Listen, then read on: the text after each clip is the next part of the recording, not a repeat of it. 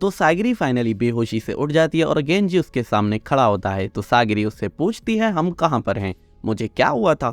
गेंजी उसे बताता है कि हम एक केव के पास हैं और सेफ जगह पर हैं। फिर गेंजी उसे बताता है कि तुम्हें किसी बटरफ्लाई ने काट लिया था जिससे तुम बेहोश हो गई थी। दोस्तों आपको क्या लगता है, सागिरी को किसी नॉर्मल बटरफ्लाई ने काटा है या फिर उस ह्यूमन फेस वाली बटरफ्लाई ने काटा है जो कि बहुत ज्यादा डेंजरस है? जानने के लिए वीडियो को एंड तक देखना। फिर क्या सागिरी उठती है और अपने प्रिजनर यानी कि गाबेमारू को देखने के लिए चली जाती है। सागिरी गाबेमारू और बाकियों को देखकर थोड़ी शॉक हो जाती है। फिर क्या वो पूछती है ये सब क्या हो रहा है?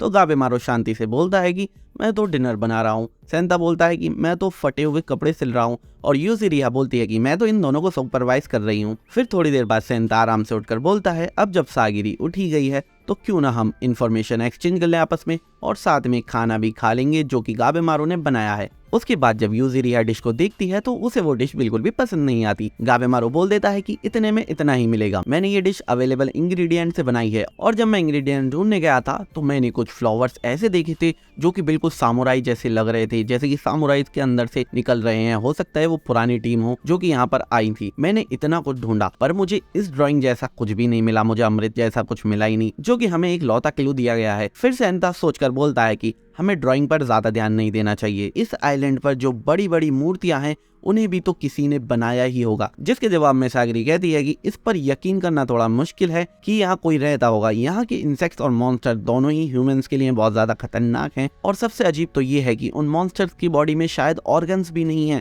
जब मैंने उन्हें कट करा था तब मुझे लगा था कि मैंने हड्डियों और मांस को तो कट करा है, लेकिन मुझे नहीं लगा कि मैंने किसी भी ऑर्गन को देखा या कट करा है। उसके बाद भी सागरी कहती है कि वो मॉन्स्टर बड़े अजीब से दिखते हैं, ऐसा लगता है कि ह्यूमन बॉडी के ऊपर किसी ने जानवर का सर रख दिया हो। उसके बाद सेंता बोलता है कि मैं समझ सकता हूँ कि तुम क्या बोलना चाह रही हो, वो क्रीचर्स मिस्टिकल से ज्यादा आर्टिफिशियल लग रहे हैं, वो कुछ ज्यादा ही मिस्टीरियस हैं, इतना कि हम समझ भी नहीं पा रहे हैं। फिर गाबेमारू थोड़ा डरावना फेस के साथ बोलता है कि अगर इस आइलैंड के क्रीचर्स बिना ऑर्गन्स के भी जी सकते हैं तो अमृत फिर इसी आइलैंड पर होना चाहिए। मैं उसे जरूर ढूंढूंगा और अपना माफीनामा ले लूंगा। फिर क्या उसके बाद शाम हो जाती है और सागरी सनसेट को देख रही होती है और सोचती है कि अभी तो पूरा एक दिन भी नहीं बीता है हमें इस आइलैंड पर आए हुए। और तभी गेंजी उसके पास आ जाता है। गेंजी बोलता है सागरी तुम्हें घर लौट जाना चाहिए, तुम्हारी रेस्पॉन्सिबिलिटीज मैं ले लूंगा, तो तुम्हें उसकी फिक्र करने की कोई जरूरत नहीं है।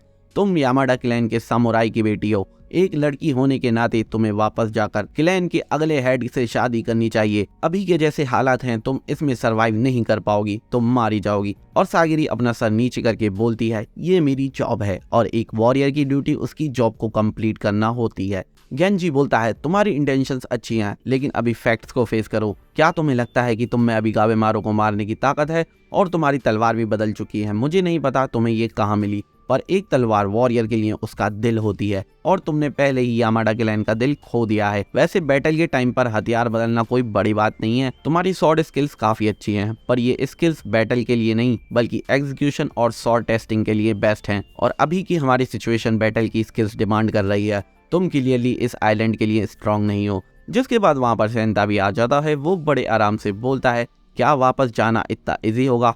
ज्यादातर सामुराई जो इस आइलैंड पर आए थे वो कभी वापस ही नहीं जा पाए। दोस्तों यार वीडियो बनाने में ना काफी ज्यादा टाइम और मेहनत लगती है। अगर तुम्हें मेरी वीडियो पसंद आ रही है तो यार वीडियो को लाइक कर दो और चैनल को सब्सक्राइब करके अपने इस भाई को थोड़ा सपोर्ट करो। और उसके बाद सीन बदल जाता है और एक बोट पर हम एक सामुराई और एक क्रिमिनल को देखते हैं। सामुराई डेस्परेशन में बोलता है अपने क्रिमिनल से हमें इस आइलैंड से जल्द जाना पड़ेगा, हमें इस फॉग की वजह से ज्यादा कुछ नहीं दिख रहा है, पर एक वॉरियर हमेशा आगे बढ़ता रहता है। फिर वो क्रिमिनल बड़े शांत होकर बोलता है सामुराई इतने पागल क्यों होते हैं, तुम्हें पानी के करंट को देखना चाहिए कि वो किस तरफ जा रहा है। अगर हम इस आइलैंड से बचकर निकल भी गए तब भी मुझे एग्जीक्यूट कर दिया जाएगा। सामुराई हंसते हुए बोलता है तुम एग्जीक्यूशन की फिक्र मत करो, मैं खुद शोगन से तुम्हारे लिए बात करूंगा और तुम्हें सेफली तुम्हारे घर पहुंचाऊंगा। सिर्फ तुम ही हो इन सारे क्रिमिनल्स में से जिसे सबसे ज्यादा जीने का हक है। और फिर हमें बोट्स का एक कब्रिस्तान दिखाया जाता है जहां पर बहुत सारी बोट्स टूटी हुई होती हैं। सामुराई डर के बोलता है क्या ये सारी वो शिप्स हैं जिन्होंने इस आइलैंड से जाने की कोशिश करी थी? और फिर बोट्स के वहां भी अजीब से मॉन्स्टर दिखते हैं। मॉन्स्टर्स उन दोनों पर अटैक कर देते हैं और उनकी बोट टूट जाती है। सामुराई बोलता है कि हमें एक यूजेबल शिप ढूंढनी पड़ेगी। फिर वो बहुत सारे मॉन्स्टर को अपनी तलवार से काटता हुआ जाता है। उसके क्रिमिनल का नाम नूरुगाई होता है और वो याद करता है भागते हुए कि उसकी गलती की वजह से उसका पूरा विलेज खत्म हो जाता है और वो एक लास्ट सर्वाइवर है अपने विलेज का। उसके विलेज के सभी लोगों को शोगन के ऑर्डर पर मार दिया गया था और शोगन के आदमियों को विलेज तक नूरुगाई ही लाया होता है बिना उनका मोटिव जाने, और उसे शोगन के लोग पकड़ लेते हैं एग्जीक्यूट करने के लिए। अब भागते हुए वो दोनों वहां पर रुक जाते हैं और हमें वहां पर यामाडा असाइमोन कीशो दिखाया जाता है, जो कि अपने क्रिमिनल के मारने के बाद वापस जा रहा होता है उसका सर लेकर जिसे गाबेमारू ने मारा था। उसके अंदर से फ्लावर्स निकल रहे होते हैं और जब दूसरा समुराई उसके पास जाता है तभी एक मॉन्स्टर उसे उठाकर बीच में से कट कर देता है। उन दोनों को बहुत सारे मॉन्स्टर घेर लेते हैं और नूरुगाई काफी सैड होकर सामुराई से बोलता है, तुम यहाँ से भाग जाओ, मेरे बारे में भूल जाओ, यही मेरी सजा है ग्रैंडपा और बाकी सबकी मौत के लिए। लेकिन समुराई उसे अकेले नहीं छोड़ता और उसे एक तलवार दे देता है लड़ने के लिए मॉन्स्टर से, और उन दोनों को एक बोट दिखती है और वो मॉन्स्टर्स को मारते हुए उस बोट तक पहुंचते हैं और उस बोट से वापस आइलैंड पर ही आ जाते हैं। तब नूरुगाई बोलता है कि लगता है आसपास का सारा पानी का करंट इसी आइलैंड पर आता है, हमें आइलैंड पर कोई ऐसी लोकेशन ढूंढनी पड़ेगी जहां से हम वापस जा सकते हैं। सामुराई बोलता है कि पहले भेजे हुए सामुराई में से एक सामुराई वापस शोगन के पास भी गया था, तो वापस जाने का रास्ता जरूर होगा। और फिर नूरुगाई अपने कपड़े उतार देता है, जिसके बाद हमें पता चलता है कि असल में वो एक लड़का नहीं बल्कि एक लड़की है। फिर नूरुगाई नहाकर अपने कपड़े पहन लेती है।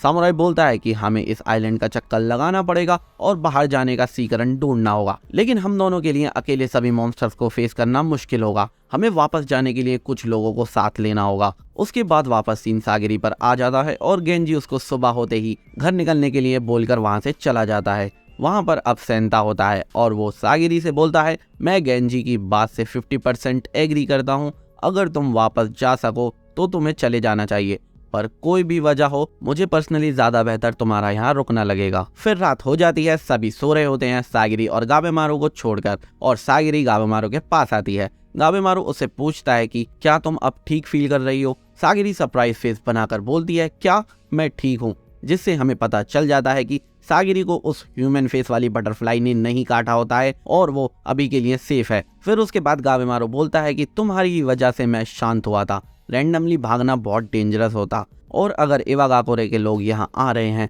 तो मुझे भी उन पर अटैक करने के लिए रेडी रहना चाहिए। मैंने सोच लिया है कि मैं अपनी वाइफ के साथ ही जीऊंगा और मैं उनसे नहीं भागूंगा, जो मेरे रास्ते में आएंगे मैं उनको सामने से फेस करूंगा। फिर सीन चेंज होता है और हम देखते हैं कि सुबह हो चुकी है और गेंजी आकर सागिरी से बोलता है, क्या तुम जाने के लिए रेडी हो, मैं तुम्हें बोट तक छोड़ दूंगा, जिस पर सागिरी वहां से जाने के लिए मना कर देती है। गेंजी बोलता है कि तुम एक लड़की हो, तुम्हें सेफली वापस लौट जाना चाहिए और यामाडा क्लैन के बच्चे पैदा करने चाहिए। फिर सागिरी सैड होकर बोलती है, मुझे लोगों ने हमेशा यही बोला है, यहाँ तक कि मेरे फादर ने भी मुझे कभी कभी सिर्फ डिसअपॉइंटमेंट की तरह ही देखा है। अगर मैं अभी यहाँ से चली गई तो मैं कभी खुद को माफ नहीं कर पाऊंगी। मैं चाहती हूँ कि सब मुझे सामुराई की तरह देखें, बस एक लड़की की तरह नहीं। और वो नीचे बैठकर बोलती है, प्लीज मुझे माफ कर दो एक सीनियर को ओबे ना करने के लिए, और मुझे अलाउ करो खुद के तरीके से जीने के लिए। गेंजी बोलता है कि सामुराई ऐसे नहीं जीते, ये आइलैंड एक बैटलफील्ड है और ये जगह लड़कियों और बच्चों के लिए नहीं है। फिर वो अपनी तलवार निकालकर सागिरी पर अटैक करता है, लेकिन सागिरी बच जाती है और गेंजी की शॉट सागिरी के हाथ में होती है। फिर गेंजी उससे अपनी तलवार वापस लेता है और तभी हम देखते हैं कि एक जाइंट क्रिमिनल जिसने अपने समुराई को मार दिया है वो गेंजी के पीछे खड़ा हुआ होता है। जैसे ही गेंजी उसको देखता है वो सागिरी को धक्का दे देता है और वो जाइंट क्रिमिनल गेंजी का आधा पेट फाड़ देता है अपने हाथ से, और हमारा ये एपिसोड यहीं पर खत्म हो जाता है। दोस्तों क्या लगता है आपको, गेंजी इसके बाद जिंदा बच पाएगा या नहीं? जल्दी से कमेंट में लिखकर बताओ और जानने के लिए नेक्स्ट वीडियो जरूर देखना।